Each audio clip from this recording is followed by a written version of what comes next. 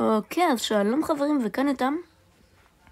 וכן, הכותרת היא לא שקר, באמת שברתי את הזרת. ואני הולך לספר איך זה קרה. אז כן, אז בואו נתחיל בסרטון.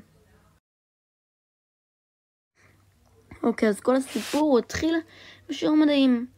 המנהלת לימדה, בגלל שזה היה הכנה למבחן. ואני הלכתי לשירותים, אבל עכשיו במקום ללכת אני רצתי, כרגיל. אבל לא ידעתי שהרצפה הייתה רטובה. ואז אני החלקתי לרצפה הרטובה. הדפתי את המכה עם היד, אבל הזרת ממש כאבה. ואז לא הצלחתי להזיז יותר מדי את הזרת. ואז אני חזרתי לכיתה, לא כזה התייחסתי לזה שלא יכולתי להזיז את הזרת והיא ממש כאבה. ואז כעבור 5 דקות. הזרת כאבה ממש.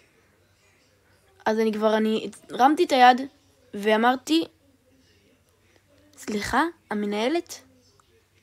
אני חושב שהאצבע שלי נשברה, הזרת. ככה, במילים האלו.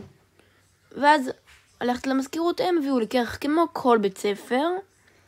זה הפתרון של בערך כל בית ספר, לכל דבר, כרך.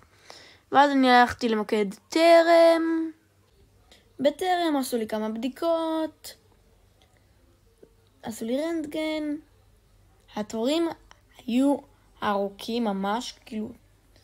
למה טרם הם לא יכולים פשוט להעסיק יותר מעובד אחד לכל מקצוע? למה בדיוק?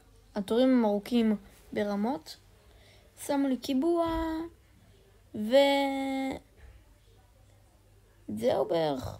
זה הסיפור על איך נשברה לי הזרת. וזהו.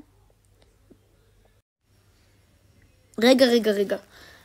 לפני שאתם יוצאים מהסרטון, אני רק אומר שיהיו עוד כמה סרטוני אנימציה כאלו, שהם ככה פשוט, אז תירשמו בשביל לראות עוד כאלו. ביי!